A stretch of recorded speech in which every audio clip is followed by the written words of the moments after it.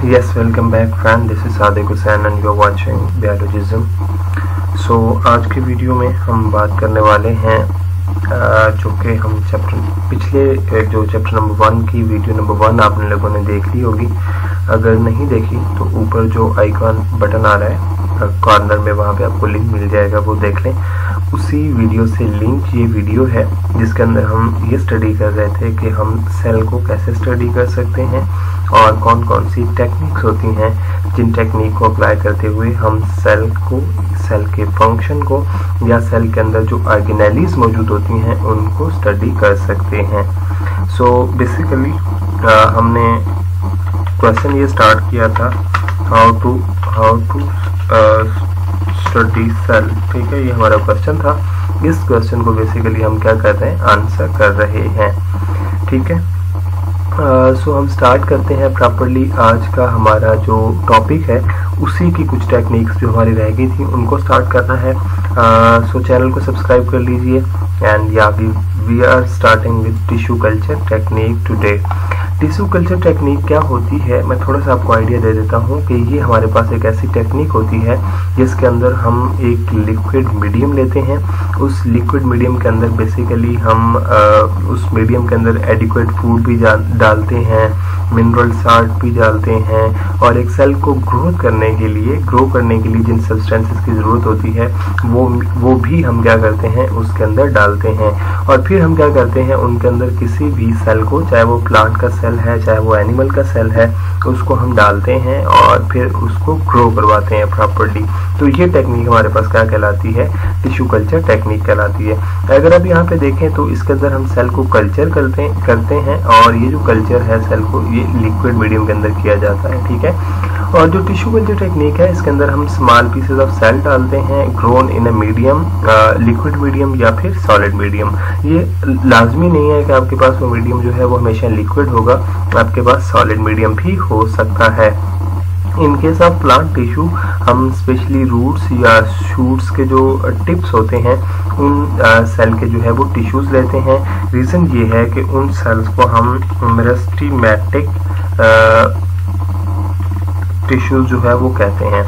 और meristematic tissues वो tissues होते हैं जिनके अंदर बेसिकली ग्रो करने की एबिलिटी मौजूद होती है। तो इस वजह से हम क्या करते हैं इन टिश्यूज को लेते हैं और फिर हम क्या करते हैं उस सपोज जैसे यहाँ पे लिखा हुआ है कि आप फ्लोएम टिश्यू लेते हैं और फ्लोएम टिश्यू को आप रिमूव करते हैं प्लांट की उस बॉडी से, एंड देन हम उसको क्या करते हैं जर्म फ्री जो मीडियम होता है हमारा जिसके अंदर हमने एक टिश्यू कल्चर टेक्निक करवानी होती है उसके अंदर इसको डिप कर देते हैं। तो डिप करने के बाद वहाँ पे हम food supply medium, mineral salts और ग्रोथ सब्सटेंस भी डालते हैं, जिसके बाद हमारे पास वो प्लांट का जो टिश्यू होता है वो एक न्यू प्लांट के अंदर ग्रो कर लेता है जिसके ऊपर फ्लावर्स भी होते हैं और प्रॉपर्ली वो सीड को भी प्रोड्यूस करता है।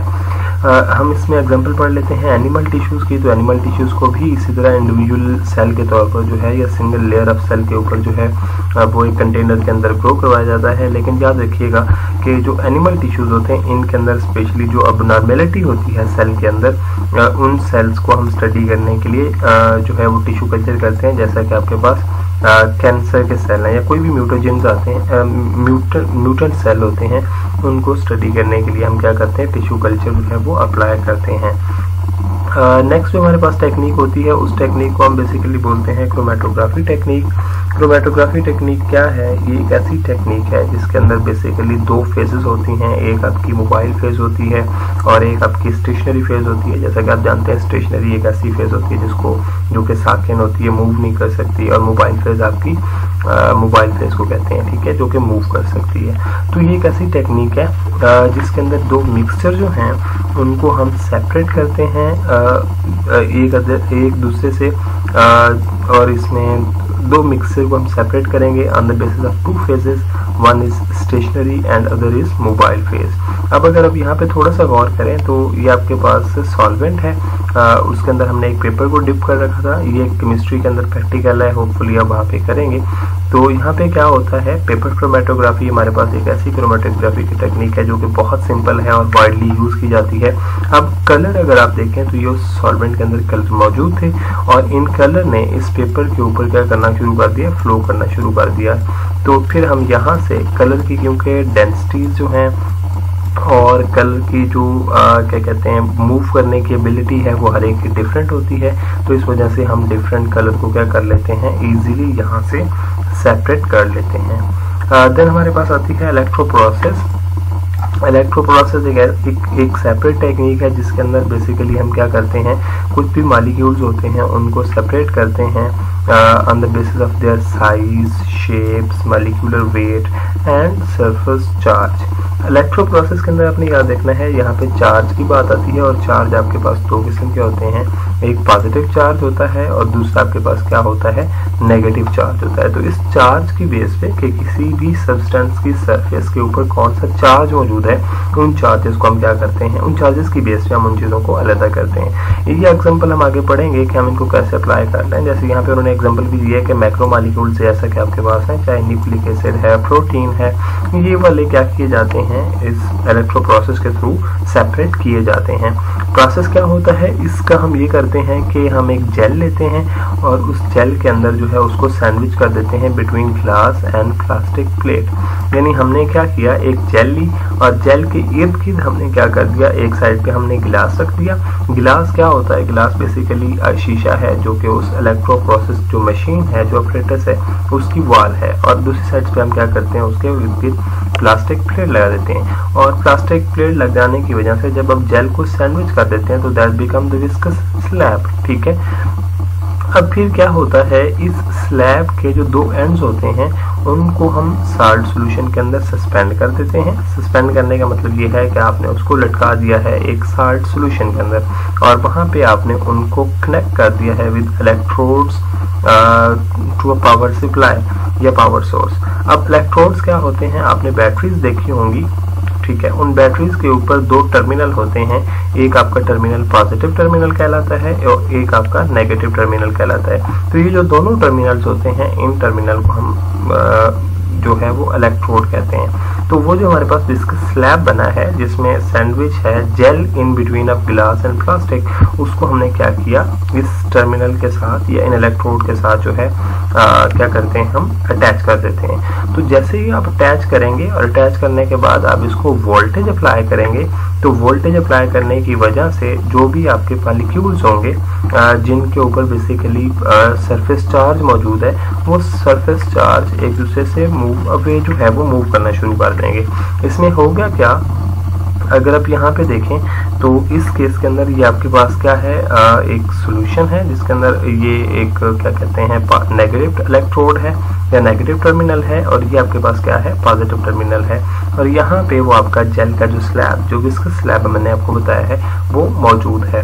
तो क्या होगा कि जैसे आप पावर सप्लाई ऑन करेंगे तो जो नेगेटिव मॉलिक्यूल्स होंगे, ऐसे मॉलिक्यूल जिनके ऊपर नेगेटिव चार्ज होगा, वो नीचे की तरफ आना शुरू कर देंगे। ये मैं क्या कह सकता हूँ कि ये हमारे पास क्या है, नेगेटिव चार्ज वाले। ठीक है, और यहाँ पे क्या होगा, जिनके ऊपर पॉजिटिव चार्ज होगा वो क्या करेंगे, वो ऊपर की तरफ जो है वो मूव करना शुरू कर देंगे। ठीक है, तो एग्जैक्टली जैसे आप नेगेटिव चार्ज वाले नीचे आ रहे हैं तो आप समझ सकते हैं कि जो दूसरे वाले होंगे वो क्या करेंगे, वो ऊपर की तरफ जो है वो मूव करना शुरू कर देंगे। पॉजिटिव जो होंगे वो इधर आना शुरू हो जाएंगे।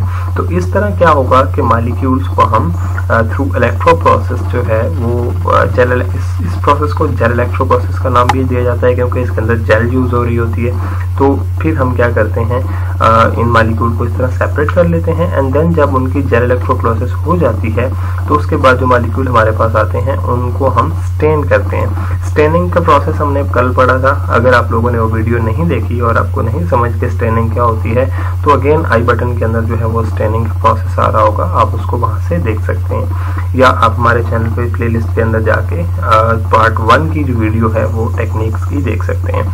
तो वहां पे स्टेनिंग हम करते हैं और स्टेनिंग करके उन मॉलिक्यूल्स को हम सेपरेट करके उनको स्टडी करते हैं। फिर हमारे पास जो एक लास्ट टेक्निक बची है उस टेक्निक को हम कहते हैं स्पेक्ट्रोफोटोमेट्री। अब स्पेक्ट्रोफोटोमेट्री क्या होती है, ये 2 वर्ड का बेसिकली या 3 वर्ड का कम्बिनेशन है।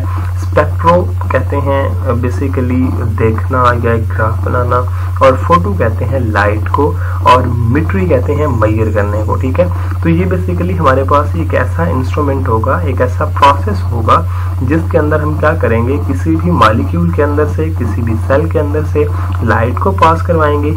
कितनी लाइट वहां पे ऑब्जर्व हो रही है, कितनी लाइट वहां से आगे जो है वो मूव कर रही है, वहां से एक्सपेल आउट हो रही है, इस चीज को हम ग्राफ की फॉर्म में जो है वो मेजर करते हैं, और फिर हम ये बताते हैं कि आपके पास कौन सा जो है वो मॉलिक्यूल होगा, कौन सा सेल होगा या कौन सा टिश्यू होगा। तो यहाँ पे आप देख सकते हैं जी स्पेक्ट्रोफोटोमेट्री एक इंस्ट्रूमेंट है जो कि मेजर करता है अमाउंट ऑफ लाइट को, वो लाइट जो कि किसी भी सैंपल के अंदर, अब आपका जो सैंपल है ये कोई सेल भी हो सकता है, कोई मॉलिक्यूल हो सकता है, कोई टिश्यू हो सकता है, और फिर हम उसको क्या करते हैं, उस लाइट को उस सेल में से जो अब्जॉर्ब हुई है उस सैंपल के अंदर, उसको हम क्या करते हैं, कैलकुलेट करते हैं, और अमाउंट ऑफ लाइट को जो है वो मेजर करते हैं। फिर क्या होता है, आपके पास वो जो लाइट होती है, जो कि लाइट अब्जॉर्ब हुई होती है, उसकी वेवलेंथ के अगेंस्ट आप क्या करते हैं, एक ग्राफ को प्लॉट करते हैं, और वो जो ग्राफ बनता है वो आपका अब्जॉर्प्शन ग्राफ कहलाता है। जैसे सपोज आपके पास ये एक्स एक्सिस और वाई एक्सिस है, इसी एक्स एक्सिस के ऊपर यहाँ से क्या हो रहा है, एक ग्राफ कुछ इस तरह से बन गया। ठीक है, तो अब हम क्या करेंगे, इस ग्राफ के अंदर इसकी वेवलेंथ को मेजर करेंगे, और मेजर करके ये हमारे पास जो ग्राफ बना है, ये ग्राफ क्या कहलाएगा, अब्जॉर्प्शन स्पेक्ट्रम। ठीक है, एंड ये वाला जो प्रोसीजर होता है, इस प्रोसीजर को हम क्या करते हैं, स्पेक्ट्रोफोटोमेट्री कहते हैं। और ये स्पेक्ट्रोफोटोमेट्री बेसिकली आपके पास जो प्लांट्स होते हैं यूजुअली, उनके अंदर जो मेन प्रोसेस है जिसको फोटोसिंथेसिस कहते हैं, आई गेस आपको फोटोसिंथेसिस का पता होगा, जिसके अंदर प्लांट्स जो है वो वाटर और सनलाइट की मौजूदगी में आपके पास ग्लूकोज की फॉर्मेशन करते हैं, वो प्रोसेस फोटोसिंथेसिस कहलाता है। तो उस चीज़ को मेजर करने के लिए आप क्या करते हैं, स्पेक्ट्रोफोटोमेट्री या अब्जॉर्प्शन स्पेक्ट्रम जो है वो मेजर करते हैं। और फिर इस प्रोसेस को हम प्लांट्स के अंदर टर्बिडिटी एंड क्लाउडनेस के अंदर, यानी टर्बिडिटी है एनवायरनमेंट के अंदर या क्लाउड है, तो उस टाइम पे आपके पास मॉलिक्यूल जो है वो कैसे बिहेव कर रहे हैं और फोटोसिंथेसिस कैसे हो रही है, इस चीज़ को मेजर करने के लिए भी हम क्या करते हैं, स्पेक्ट्रोफोटोमेट्री जो है वो फाइंड आउट यूज़ करते हैं। देन आपके पास 2 चीज़ें होती हैं जो कि बहुत इंपॉर्टेंट है, resolution and magnification in microscopy. Microscopy क्या है, इस चीज़ को मैं कुछ इस तरह से कहता हूँ कि यूज़ ऑफ माइक्रोस्कोप। ठीक है, कि माइक्रोस्कोप अगर आप यूज़ कर रहे हैं तो ये जो प्रोसेस है माइक्रोस्कोप को यूज़ करने का, ये क्या कहलाता है, माइक्रोस्कोपी कहलाता है। ठीक हो गया। अच्छा, माइक्रोस्कोपी जब कर रहे होते हैं तो माइक्रोस्कोप के अंदर अब क्या करते हैं, जो आपके पास छोटे एनिमल्स होते हैं, स्मॉल एनिमल हैं, स्मॉल सेल हैं, या कोई भी चीज़ है, उसको जब हम मैग्नीफाई करके बड़ा करके देखते हैं तो वो आपके पास क्या कहलाता है, माइक्रोस्कोपी कहलाता है। ठीक हो गया। तो यहाँ पे आपने देख लें कि आपको जो एनिमल्स और प्लांट सेल होते हैं, इनका स्पेशली जो साइज होता है वो 10 माइक्रोमीटर से 30 माइक्रोमीटर तक होता है। अब माइक्रो क्या होता है, 10⁻⁻⁶, और इसको म्यू से जो है वो रिप्रेजेंट किया जाता है। ये चीज़ आप वहाँ पे जो है वो देख लीजिएगा। ये 1 जो है वो आपके पास 10,000 नैनोमीटर के इक्वल होता है 1 माइक्रोमीटर। तो ये एमसीक्यूज के लिहाज से आप याद रख सकते हैं, but this is not too much important.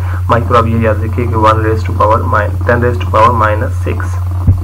Then क्या होता है, माइक्रोस्कोपी जब आप करते हैं तो आपके पास 2 टर्म बहुत ज़्यादा इंपॉर्टेंट होती हैं, एक होती है रेजोल्यूशन और एक होती है मैग्निफिकेशन। ठीक है, सो हम ये देखते हैं कि रेजोल्यूशन क्या है।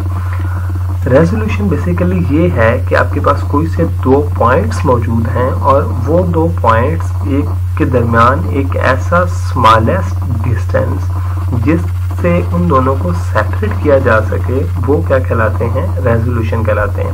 अब जैसे मैं एक कहता हूँ कि ये हमारे पास एक पॉइंट मौजूद है और इसी के साथ एक पॉइंट यहाँ पे मौजूद है, और मैं थोड़ा सा आपको इसको रेजोल्यूट करके भी दिखा देता हूँ, बट ये हमारे पास रेज हो जाएगा। तो ये 2 पॉइंट के दरमियान वो डिस्टेंस जिसकी बेस पे इन दोनों को सेपरेट किया जा रहा है, ये वाला डिस्टेंस क्या कहलाता है, इनका रेजोल्यूशन कहलाता है। अगर आप थोड़ा सा गौर करें तो इन दोनों के दरमियान और इन दोनों के दरमियान, यानी ये तीन मैंने डिफरेंट किस्म के जो है वो डॉट्स के पेयर लगा रखे हैं, तो हर एक की रेजोल्यूशन क्या है, डिफरेंट है। ठीक हो गया। देन मैग्निफिकेशन क्या होती है? मैग्निफिकेशन यही होती है कि आप उनकी चीज़ों का, वो जो आपके पास जो डॉट थे, उन डॉट्स को मैग्नीफाई करके, बड़ा करके, उनके साइज को एपरेंट साइज करके जब आप देखते हैं किसी भी इंस्ट्रूमेंट के थ्रू, तो ये आपके पास क्या कहलाता है, मैग्निफिकेशन कहलाता है। मैग्निफिकेशन आप यूजुअली क्या करते हैं, माइक्रोस्कोप के थ्रू करते हैं, लेकिन इसके साथ साथ आपके पास एक मैग्नीफायर ग्लास जो है वो भी मौजूद होता है। ठीक हो गया। देन कुछ यहाँ पे टर्म्स दी गई हैं, इन टर्म्स को हम जस्ट जनरली देखेंगे। आपके पास एक ग्रेटिक्यूल एंड माइक्रोमीटर है। तो ग्रेटिक्यूल बेसिकली वो फोटोग्राफिकली प्रोड्यूस्ड ग्रिड होती है टू ग्लासेस के दरमियान। जब आप ये देखेंगे माइक्रोस्कोपी के दरमियान, तो वहाँ पे आप गिलास देखेंगे। गिलासेस का मतलब है वहाँ पे लेंस मौजूद होंगे, तो वहाँ पे एक फोटोग्राफिकली ग्रिड जो है वो प्रोड्यूस होती है। तो उस प्रोड्यूस को आप क्या कहते हैं, ग्रेटिक्यूल कहते हैं, ये जो आपके सामने यहाँ पे बनी हुई है। देन ये ग्रेटिक्यूल बेसिकली क्या करती है, ये हमें मेजरमेंट के अंदर हेल्प करती है, और फिर उस मेजरमेंट को, माइक्रोस्कोपिक ऑब्जेक्ट की जो मेजरमेंट होती है, उस चीज़ को हम क्या बोलते हैं, उस प्रोसेस को बेसिकली माइक्रोमेट्री बोलते हैं। ये जो जब भी आप माइक्रोमेट्री कर रहे होते हैं या माइक्रोस्कोपी कर रहे होते हैं, तो इसके अंदर आपके पास दो तरह के लेंस जो है वो यूज होते हैं, तो या माइक्रोमीटर मौजूद यूज होते हैं। एक माइक्रोमीटर आपके पास आईपीस माइक्रोमीटर कहलाता है, या इसी चीज को हम ऑक्यूलर माइक्रोमीटर भी कहते हैं। ये एक छोटा सा सर्कुलर ग्लास पीस होता है जिसके अंदर 100 आर्बिट्ररी डिवीजन जो है वो मौजूद होती हैं, जैसा कि आप यहाँ पे देख सकते हैं। देन क्या होता है, दूसरा जो होता है वो आपके पास, अच्छा ये ऑक्यूलर माइक्रोमीटर हो गया जो कि आपका आई लेंस कहलाता है, और दूसरा आपके पास होता है स्टेज माइक्रोमीटर या स्टेज माइक्रोमीटर भी कहते हैं इसे। एंड बेसिकली ये एक प्लेन स्लाइड होती है जिसके सेंटर के अंदर जो है वो स्केल होता है, ये कैलिब्रेटेड होता है ये। और अगर आप यहाँ पे देखें तो ये आपको स्टेज माइक्रोमीटर जो है वो नज़र आ रहा है, और इसके अंदर जो है मिलीमीटर के अंदर क्या होती है, कैलिब्रेशन जो है वो की गई होती है। और इन दोनों को फिर जब आप दोनों का क्या करते हैं, जब आप फाइंड आउट कर लेते हैं, यानी दोनों को मेजर कर लेते हैं, तो फिर आप क्या करते हैं, ये कुछ कैलकुलेशन यहाँ पे आपको दी गई हैं। इन कैलकुलेशन को आप क्या कर सकते हैं, देख सकते हैं, आपकी बुक के ऊपर जो है वो मौजूद हैं। सो ये कुछ हमारे पास टेक्निक है, जिन टेक्निक को हम यूज़ करते हुए, यहाँ पे ये टेबल भी मौजूद है कि आप माइक्रोमीटर के अंदर कौन कौन से यूनिट्स इस्तेमाल करते हैं, तो ये भी आप लोग जो है वो देख सकते हैं। जस्ट सिंपली इन चीज़ों को माइंड में रखिएगा। बाकी हम केमिस्ट्री या फिजिक्स इतने ज़्यादा डिस्कस नहीं कर रहे, तो इसलिए ये इतने ज़्यादा इंपॉर्टेंट हमारी बायोलॉजी के अंदर नहीं है। हाँ, इंपॉर्टेंट है जब आप प्रैक्टिकल कर रहे होते हैं, ठीक है। सो हम क्या कर रहे हैं, अभी थ्योरी डिस्कस कर रहे हैं, तो ये हमारे पास कुछ टेक्निक्स थी, जिन टेक्निक्स को हम इस्तेमाल करते हुए क्या कर सकते हैं, सेल को स्टडी कर सकते हैं। सो कल से इंशाल्लाह हम क्या करेंगे, सेल की प्रॉपर ऑर्गेनेलीज को पढ़ना स्टार्ट करेंगे, कौन कौन सी ऑर्गेनेलीज सेल के अंदर मौजूद हैं और उनका प्रॉपर फंक्शन क्या है और प्रोसेस क्या है। सो अगर वीडियो अच्छी लगी है तो हिट द लाइक बटन और चैनल को सब्सक्राइब जरूर कीजिएगा। मिलते हैं बहुत जल्द अगली वीडियो में, तब तक के लिए अल्लाह ने के बाद।